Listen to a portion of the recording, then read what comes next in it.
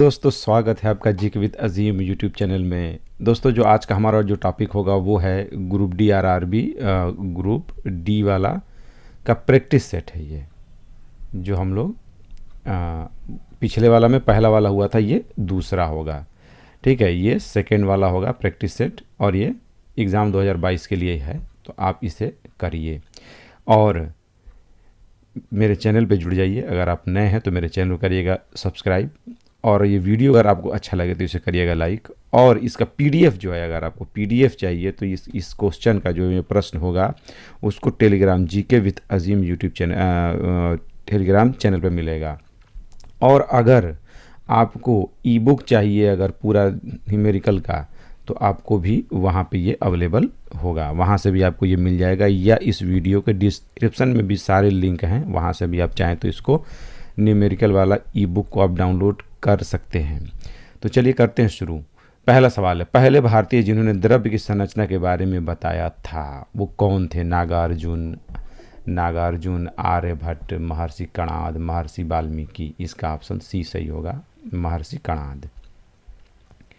परमाणु को न तो बनाया जा सकता है और न ही नष्ट किया जा सकता है, कथन किसका है? Archimedes, Dalton, Goldstein, J Thomson. Dalton का है। डाल्टन ने सबसे पहले बताया था कि परमाणु को न ही बनाया जा सकता है, न ही बिगाड़ा जा सकता है, नष्ट किया जा नहीं सकता है इसे, तो इसे कहते हैं परमाणु का डाल्टनवाद, ठीक है। तो इसका ऑप्शन बी सही होगा। ठोस, द्रव और गैस अवस्था में मिलते हैं। ठोस द्रव कौन मिलते हैं? धातु, उत्कृष्ट गैस, उपधातु, अधातु। अधातु अधातु ठोस, द्रव और गैस तीनों अवस्थाओं में मिलते हैं। द्रव अवस्था में मिलने वाला अधातु क्या है? ब्रोमीन है। ब्रोमीन जो है वो द्रव अवस्था में मिलता है। और जितने भी गैसें हैं वो सब अधातु हैं। और एक गैस ऐसा है जो कि रेडियो एक्टिव है, वो है रेडान, अक्रिय गैस है। और ठोस अवस्था में जैसे है सल्फर है, नौसादर है, ये सब अधातु के उदाहरण होते हैं। और भी बहुत से हैं। 25 ग्राम सल्फ्यूरिक एसिड में सल्फ्यूरिक एसिड कितने मोल के होंगे? यानी 25 ग्राम सल्फ्यूरिक एसिड में कितने मोल सल्फ्यूरिक एसिड के होंगे, यानी मोल पूछता है कि कितने मोल होंगे। तो सबसे पहली बात आप जानिए इस सवाल को लगाने के लिए, आप H2SO4, ये क्या है? सल्फ्यूरिक एसिड, अम्लों का राजा। अम्लराज नहीं है, ये अम्लों का राजा है, ठीक है। या इसको गंधक का अम्ल भी कहते हैं। यही कार की बैटरी में, चाहे हम लोग की इन्वर्टर की बैटरी में, यही इसी का तनु यानी लिक्विड फार्म जो होता है वो डाइल्यूट करके पड़ता है। तो H2SO4 सबसे पहले मोल वाला कोई भी कॉन्सेप्ट हो, आप उसका सबसे पहले अणुभार निकालिए। तो अब इसका कहता है सल्फ्यूरिक अम्ल में कितने मोल होंगे, तो H2SO4 का अणुभार तो 2 गुणे हाइड्रोजन का परमाणु भार प्लस सल्फ़र का, तो सल्फ़र का आपका होगा कितना होगा? 32 होगा, प्लस ये ऑक्सीजन 16 गुणे 4 हो जाएगा। तो गुणा कर देंगे तो आपका ये क्या आएगा? 64 प्लस 32 प्लस 2। ये सब आप जो अब जोड़ेंगे तो 2 2 4 कितना आ जाएगा? 8 आ जाएगा। और ये 3 36 9 98 आएगा सल्फ्यूरिक अम्ल का जो अणुभार है। अब मैंने इस पे मोल पे वीडियो बनाया है, अगर आपने नहीं देखा है तो जाके इसे देखिए, तभी आपको ये वीडियो समझ में आएगा। ये बहुत ही आसान सवाल होते हैं, ये आप देख लेंगे तो आपको समझ में आ जाएगा। 98 ग्राम H2SO4 में यानी सल्फ्यूरिक एसिड में 1 मोल होंगे। मोलर द्रव्यमान होता है ये। अब ये क्या होते हैं जब आप वीडियो देखेंगे, वो छोटे से हैं, वो 2-3 पार्ट में हैं और उस पर न्यूमेरिकल भी हुए हैं 3। चाहे तो आप जाके देखिए, लिंक में डिस्क्रिप्शन में लिंक दिया हुआ है, आप जाकर उसे ज़रूर देखिए, तो आपको ये मोल बिल्कुल समझ में आ जाएगा कि क्या है ये। तो 98 ग्राम में 1 मोल होते हैं, इसलिए 1 ग्राम में 1/98, इसलिए 25 ग्राम में कितने मोल होंगे? 1/98 गुणे 25, गुणा कर देंगे आप सीधा सीधा और इसका मान आएगा 0.225 मोल होंगे। अगर तो अब देखिए ये इसका ऑप्शन इसमें कौन से होगा, तो मिला लीजिए, ये भाग देंगे तो आएगा ही, आप जान लीजिएगा। ये जब आप भाग देंगे इसमें से तो आप इसको भाग दीजिए तो आपको ये मिल जाएगा। तो आगे तो इसका ऑप्शन देखिए इसमें कौन सा होगा, तो ये ऑप्शन जो होगा ये 0.22, इसका ऑप्शन सी सही होगा। निम्न तापी इंजन का अनुप्रयोग होता है पनडुब्बी, नोदन में, तुषार मुक्त प्रतिशीतक में यानी रेफ्रिजरेटर में, रॉकेट प्रौद्योगिकी में, अतिचालकता विषयक अनुसंधान में, रॉकेट वाला में, क्रोजोनिक इंजन के रूप में ही कहते हैं। निम्न तापी मतलब क्रोजोनिक, तो इसका ऑप्शन जो होगा वो सी सही होगा। अगला, पृथ्वी के सापेक्ष चंद्रमा पर किसी वस्तु का भार होता है 1/6, इसका ऑप्शन सी सही होता है। सीधा मारिए, 1/5 नहीं, 5 नहीं, 6 नहीं, 1/6। दो बल्ब एक दूसरे की तुलना में अधिक चमकता है, कौन से बल्ब का प्रतिरोध उच्च है? देखिए, जिस बल्ब का प्रतिरोध उच्च होगा वो श्रेणी क्रम में की बात हो रही है, श्रेणी क्रम कर समांतर क्रम में, तो जिस बल्ब का प्रतिरोध कम होता है उसका वाटेज भी कम होगा। प्रतिरोध कम होगा तो वो चमकेगा ज़्यादा, और जिसका अधिक होगा वो चमकेगा कम, वो उसकी वाटेज भी कम होगी। तो बल्बों में एक दूसरे की तुलना में अधिक चमकता, कौन सा बल्ब का प्रतिरोध उच्च है? तो चमकीले बल्ब चमकीले प्रतिरोध पर निर्भर नहीं करता है, डिम बल्ब दोनों प्रति समान है, ये वाला होगा, सी वाला होगा, डिम बल्ब वाला का कम होगा। द्रव की वो कौन सी अवस्था जो चारों ओर गति करता है? देखिए, ठोस क्या होते हैं? ऊपर से नीचे लुढ़कते हैं, ठीक, इस पे भी मैंने वीडियो बनाया है, आप चाहे तो जाकर उसे देखिएगा। द्रव क्या होते हैं? ऊपर से नीचे बहते हैं, ये फ्लूइड होते हैं। ये भी गैस भी क्या होते हैं? बहते हैं, ये गति करते हैं, पर चारों ऊपर बहेंगे, इधर भी बहेगा, इधर भी बहेगा, ऊपर नीचे दाएं बाएं सब बहते हैं ये, इसलिए इसका ऑप्शन जो होगा वो ए सही होगा। ठोस के पिघलने के दौरान इसका तापमान बढ़ता है, ठोस की प्रकृति के अनुसार घटता और बढ़ता है, घटता है, परिवर्तन नहीं होता है, परिवर्तन नहीं होता है।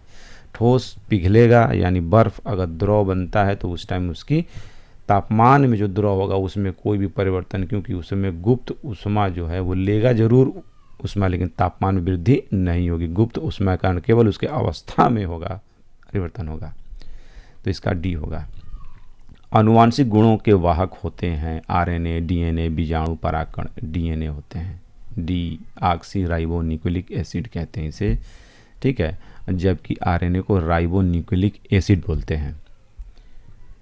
11 वाला देखिए, डट के परिणाम स्वरूप युग्मनज का निर्माण होता है, परागकण, उर्वरीकरण, प्रकाश संश्लेषण या प्रस्वेद, इसका ऑप्शन होगा ए, परागकण द्वारा।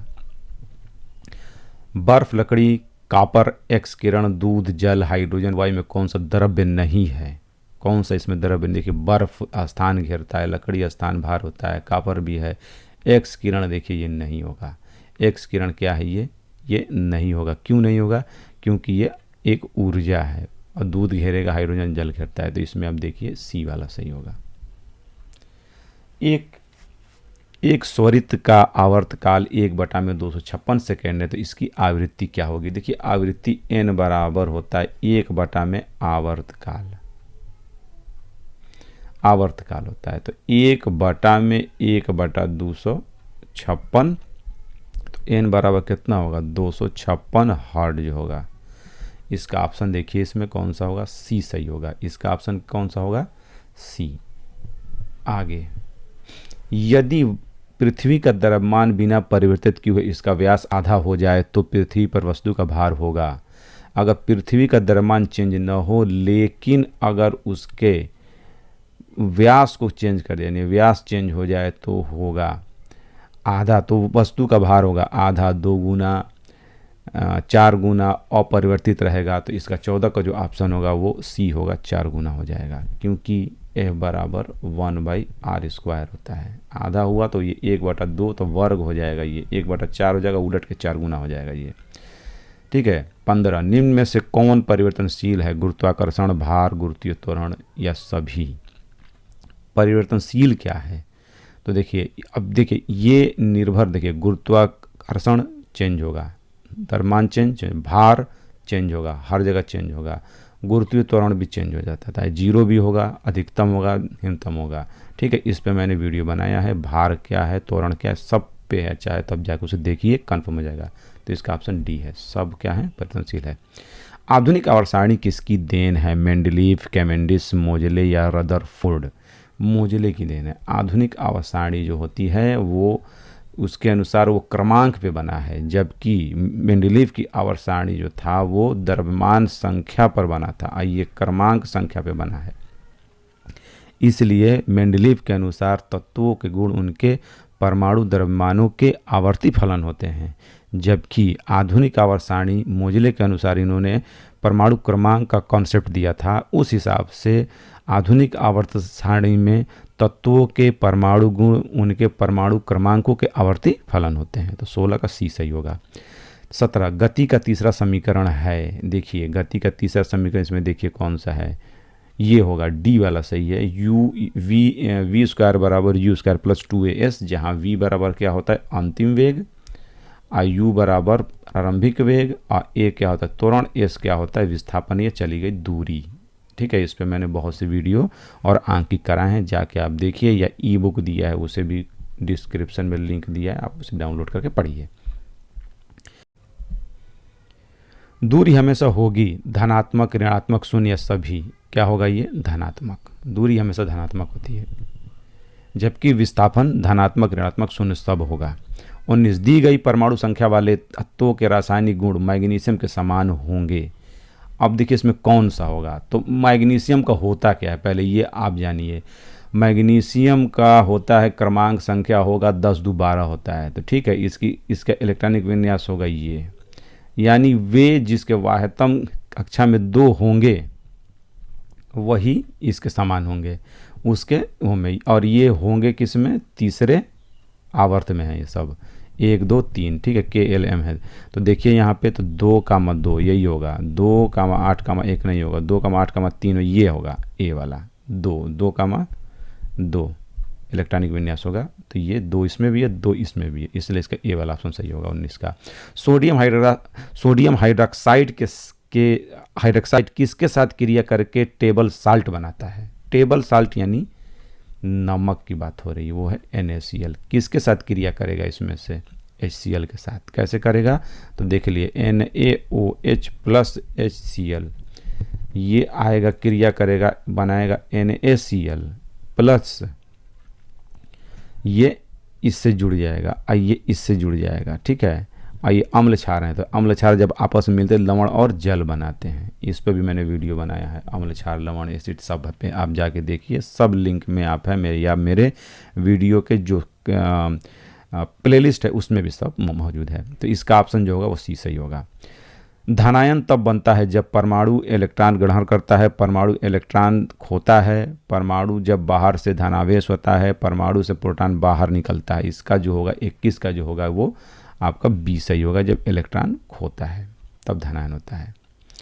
0.04 kg की गोली को 120 kg के गन से दागा जाता है, तो गोली 90 मीटर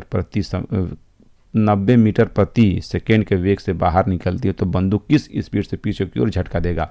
देखिए इसमें कुछ नहीं है, इस तरह के सवाल मैंने बहुत लगाए हैं, ये थोड़ा सा बस अंक का फेर है। ये मान लीजिए बंदूक है, आप समझिए, इसमें से निकल रही है गोली। अब देखिए 2 बात होती है, ये झटका देगा यानी क्रिया प्रतिक्रिया की बात हो रही है, और ये क्या होगा M1 V1 यानी संवेग संरक्षण वाला, M2 और V2। अब इसमें M1 हम मान लेते हैं बंदूक का, M1 बंदूक का और V2 बंदूक का वेग, सॉरी V2 नहीं V1 बंदूक का। गोली का हम मान लेते हैं M2 और V2 उसका वेग मान लेते हैं। इसमें इसका वेग, बंदूक का वेग क्या होगा? V1 होगा, हर मान क्या होगा? M1 होगा। अब इसमें M1 का मान देखिए इसमें दे दिया है, बंदूक गन है 120 kg का, गन का स्पीड हमको पता करना है।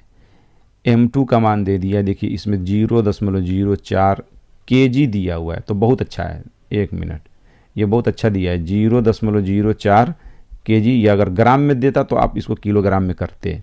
V2 का मान दे दिया है 90 मीटर प्रति सेकेंड, बस आपको इस फार्मूले पे रख देना है सूत्र।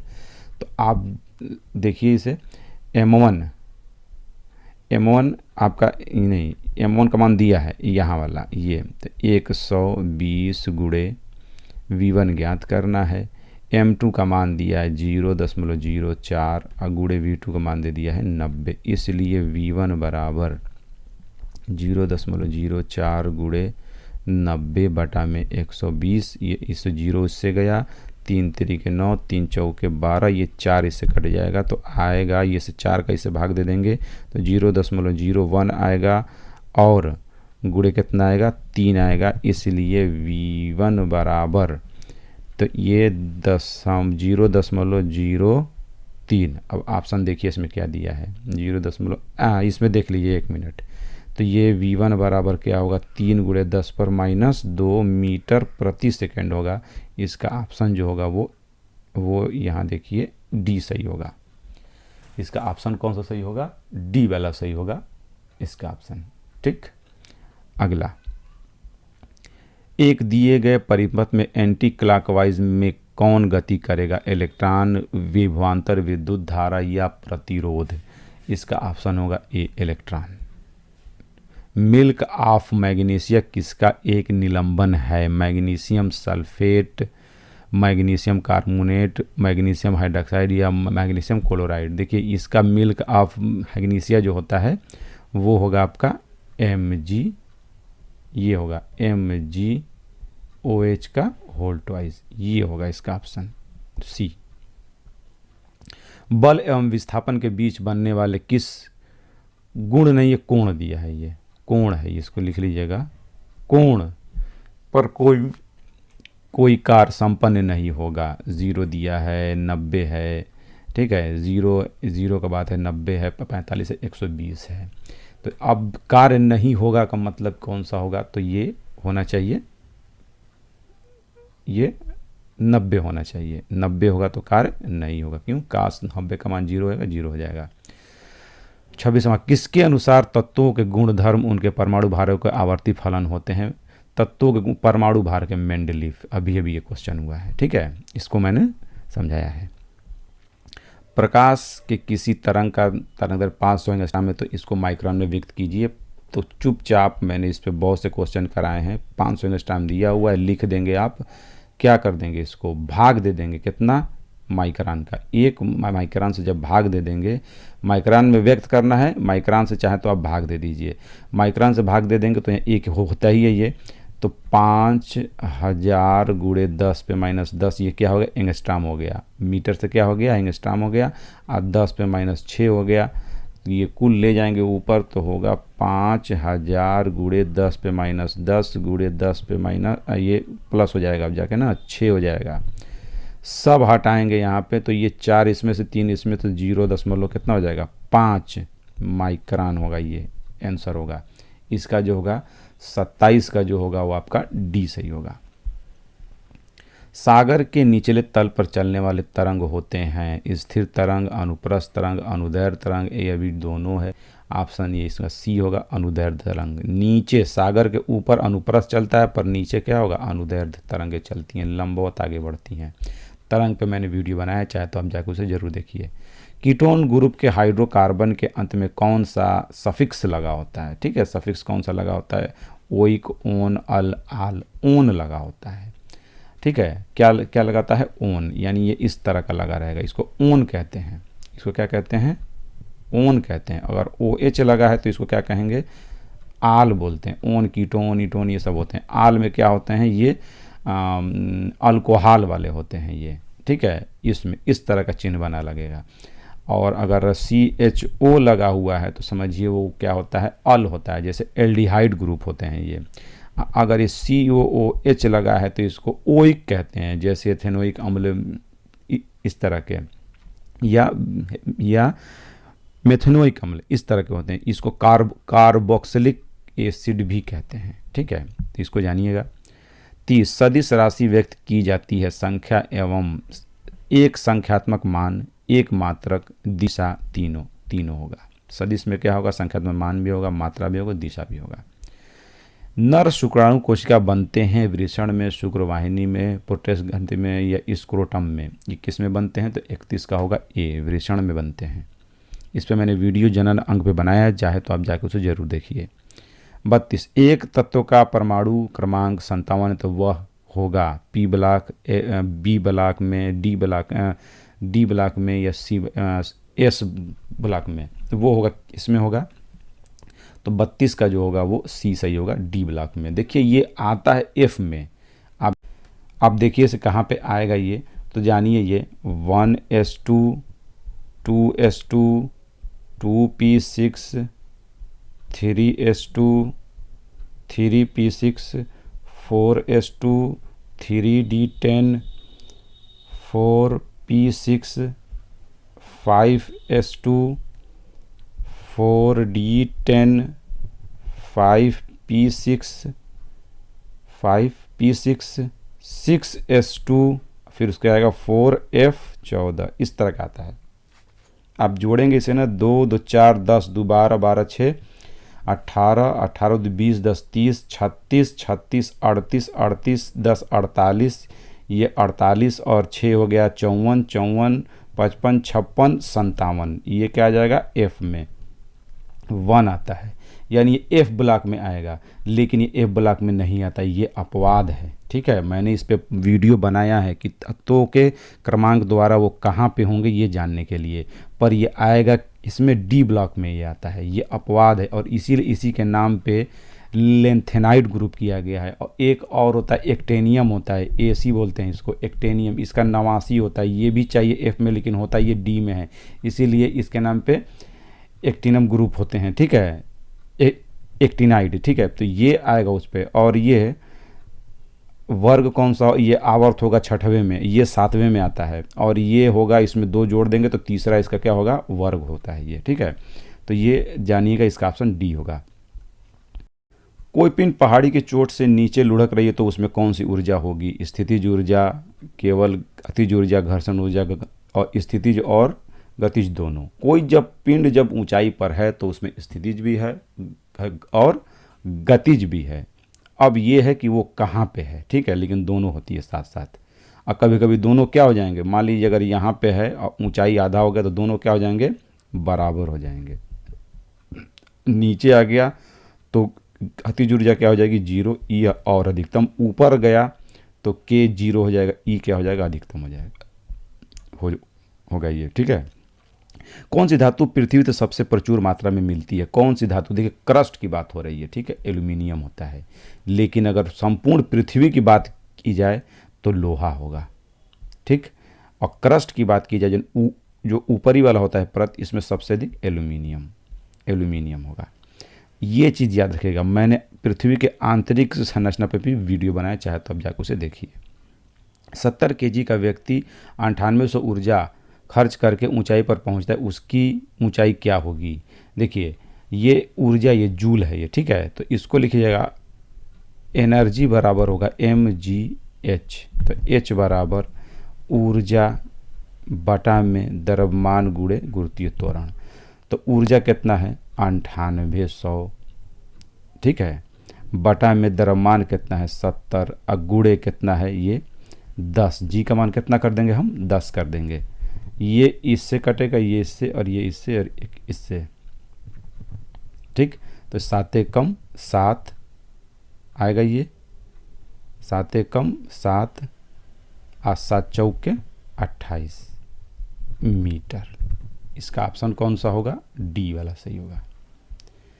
कार्य करने की दर को कहते हैं त्वरण, बल, शक्ति, ऊर्जा। कार्य करने P बराबर W बटा में T। कार्य करने की दर को क्या कहते हैं, त्वरण, बल, शक्ति कहते हैं। इसका मात्रक होता है वाट या जूल प्रति सेकेंड।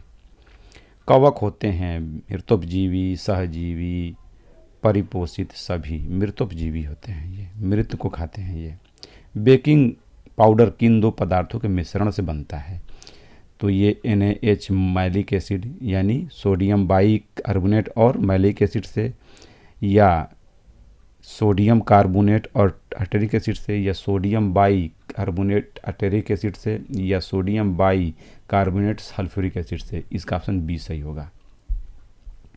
जीवाणु में जनन होते हैं द्विभाजन, मुकुलन, बीजाणु जनन, ए और सी होते हैं। जीवाणु में जनन ये होते हैं ए और सी दोनों द्वारा होते हैं। इस पर मैंने वीडियो बनाया है, जनन में जाए तो आप जाके देखिए। ऑक्सीजन के लिए क्लोरीन की संयोजकता होगी 4, 2, 5, 4, 2, 5, 7, 7 होता है यहाँ पे।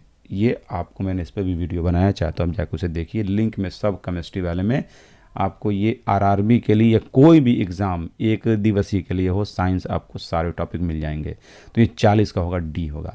तो ये कुल 40 सवाल थे। मुझे उम्मीद है कि आपको इससे कुछ ना कुछ समझ में आया होगा, और समझ में आया है तो मेरे इस चैनल पे आप इसको, चैनल पे नए हैं तो इसको आप करिएगा, लाइक करिएगा और सब्सक्राइब करिए, और पढ़ने वाले जो लोग हैं उनमें ज़्यादा से ज़्यादा शेयर करिए इसको। और इसका पीडीएफ जो है आपका जो है वो जीके विद अजीम पे आपको मिल जाएगा, और ई बुक लिंक में दिया है, चाहे तो जब डाउनलोड करके उसे आप सारे न्यूमेरिकल लगा लीजिए आरआरबी ग्रुप डी के लिए। तो ठीक है, अब तक के तो मिलते हैं फिर हम लोग एक अगले वीडियो में। अब तक के लिए अलविदा, जय हिंद।